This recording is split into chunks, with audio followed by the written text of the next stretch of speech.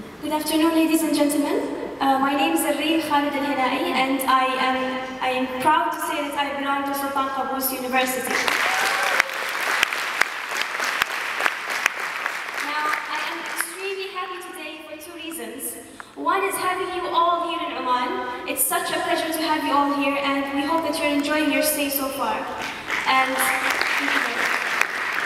the second reason that I'm very happy is because in this very same place, about a year ago, His Majesty Sultan Qaboos bin Said was sitting in this very same room, in this very same stage, and he gave his speech, and I was sitting right at the back over there, and it felt like such a great pleasure for me to be at the same room as he is. His Majesty Sultan Qaboos said in one of his speeches that the human element is the marker of a renaissance and the builder of a civilization. Paying attention to the human element is the single most important investment that we can put our money and our time into. And this includes health services. And in health services, we're not only talking about the biological aspect of disease, but we also should pay attention to the social and the psychological aspect of taking care of our patients. And that's what my topic is about today. Now, let me start by this statement. Medical education is in danger. 1993, the General Medical Council issued a report called Tomorrow's Doctors. In this report, they stated that medical education needs a serious rethink because doctors graduate to be more trained rather than educated. By definition, for you all to be a good doctor, you should be educated doctors. Now, what do we mean by education and training, and what's the difference between them? Basically, being trained means it's a very direct process. You go through a simple process whereby you have to reach a specific goal, and when you finish or when you attain that goal, then your training is finished. You are trained to do an IV cannula. Once you finish and once you succeed in doing it, then your training role is finished. You can say, I'm trained in doing an IV cannula, but you cannot say that I am educated in inserting IV cannula. It does not apply.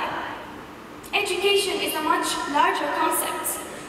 And to clarify the concept of education, let me quote an educational theorist called R.S. Peters, who said that education is not to have arrived, but is to travel with a different view.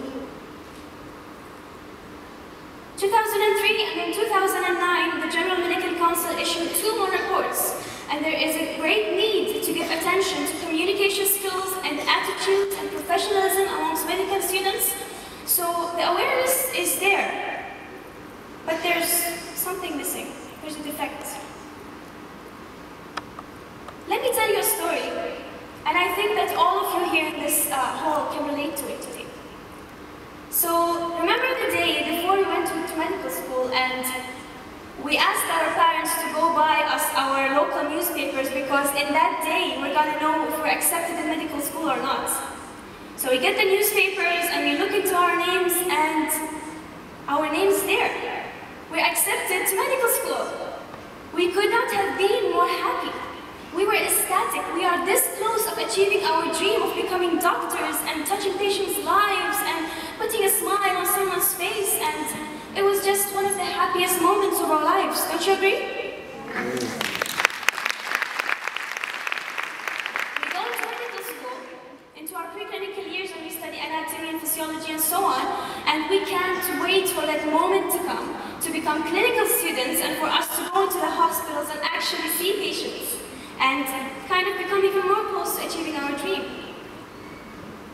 The time comes, we're clinical students, wearing our new coats and our shiny stethoscopes and our new scrubs, and we're walking down the hallway thinking we're so cool and we're so fancy and like we were from Grey's Anatomy or something. And yeah, well, I know some of you are laughing, and saying that, no, not me, I did not think of this. Well, you did. You know, all of you did one day. So yeah, so that's reality, and then you go into the hospital, and then reality hits hard. Doctors are more robots than the dream that you had for them before. You come, you see a patient, you think, what has happened? Why has this happened, and what can we do about it? And then this patient moves, and the next patient comes, and so on. No one's, or almost everyone, almost no one is putting a smile on someone's face. No one's touching these patients. There's no patient satisfaction. We move on anyways. We become doctors. And then guess what? We get sued. And can someone tell me what's the most common cause of medical litigation worldwide? Anyone knows? Anyone? Louder? Communication skills. Miscommunication is the most common cause of medical litigation worldwide. What's going on? Something seriously wrong. So, we have this problem, but did we try to overcome this? Well, yes, we did. Almost all medical colleges all over the world, and I'm citing our college as an example, we had 2 courses of behavioral sciences. We had a course of communication skills, and we had a rotation of 2 months in psychiatry. And these experiences are supposed to bring us closer to our patients and are supposed to bring us more in touch with our human side. But, obviously, they're not enough. So what can we do? Here comes the very simple, and I think is a very great idea of the humanities in medicine. So, what do we mean by the humanities in medicine? So basically, it's the study of the humanities, the social sciences, and the arts, and applying them in day-to-day medical practices. Why do we study the humanities? Well, basically, studying humanities will give us a more insight into the human condition, the human suffering, their personhood, their experiences in this life. Wait a second, does this sound familiar? Doesn't this sound awfully familiar? Isn't this what medicine is all about? Isn't this why we go into medical school for the first place and we study anatomy and physiology? It's basically to study the human condition. Medical humanities is not a novel idea to medicine, in my opinion. It is something that has always been part of medicine. But with all the advancing technologies in diagnostics and in molecular biology and in therapeutic modalities, the scientific part of medicine has outgrown this very important humane part of it.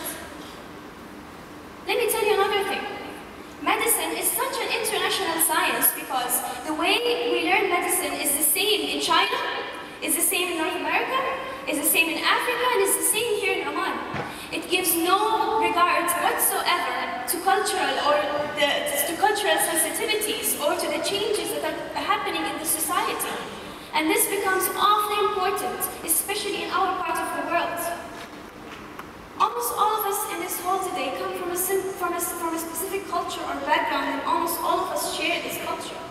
We go into medical school, and we are reshaped, and we are kind of rebuilt into a culture of medicine. Once we graduate and we become doctors, we go into the community, and we lose our touch with the community. We cannot communicate with our patients anymore. There's a big gap, and we really need to reconnect.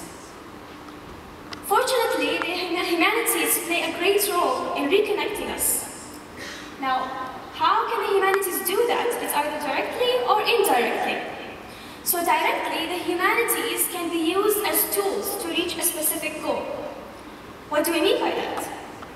For example, we can use philosophy to teach us clinical reasoning. We can use arts to teach us observation skills. We can use literature to teach us empathy. History, self-reflection. Very simple, isn't it? Now, the other role of the humanities is an indirect role, which automatically comes as you achieve these skills that we talked about, of empathy and of observation and of self-reflection. As you kind of build all of these skills together, you automatically become more aware of what's going on inside you, of your thought process. You become more sensitive towards the interactions of yourself with your surroundings. Doesn't that sound familiar? This is what education is all about. Isn't this simple? It's a very simple idea and it's very effective. So how can we practically incorporate the humanities in our day-to-day lives? It could either be voluntary or involuntary. Now, the voluntary role of the humanities is basically you going on in your leisure time and taking up an interest out of the humanities and using them to achieve, for example, the skill that we just talked about. On the other hand, the involuntary role is basically incorporating the humanities or embedding them within our medical curriculum as electives. And we want to have different kinds of humanities electives, so whatever your interest is, you can take up that elective, and these electives should also have a weight within our final year GPA. The beauty of humanities is that there's room for everyone. You don't have to like arts if you don't like to. You can take up social sciences. If not, you can study, we can, take a look at religious studies. If not, then you can listen to a little bit of music and study music. There's room for everyone. Through the humanities, we want to reach to a stage, or we want to go back to the stage where medicine was more of an art rather than just a science. We want to be able to put a smile on our patients' faces and make them happy, regardless of whether we can provide cure or not. And let me tell you one thing. In our times, this is more challenging than it has ever been. But it's totally doable, and it's totally worth it. Now, I'll conclude my talk with a few words, and I hope that they touch your soul. My dearest all, the now, the future, and the yesterday. In danger, we all are, and that is why I stand here today. Because we aren't a mere description. To be us, you don't just go read a journal, read an x-ray, or write a prescription. No, I'm not brilliant because I know about von Recklinghausen and Osler Weber Rendeau. Because I get a rush when I feel a spleen, and I jump out of joy when a baby's heart sounds like a machine. No, that's not who I am. That is not what I stand for in my oath. That is not who I am. That is not medicine, and that is not the truth. The truth is that my science and my heart are one entity. And as cliché as it might sound, but I'm here to help humanity.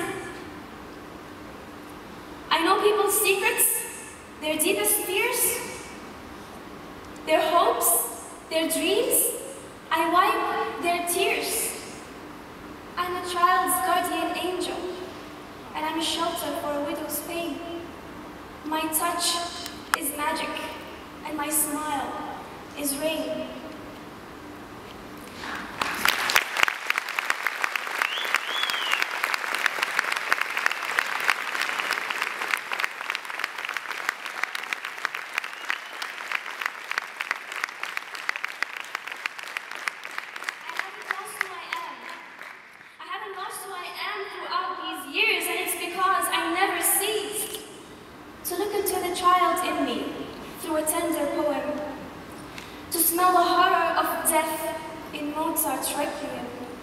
To be moved and changed by an epic story.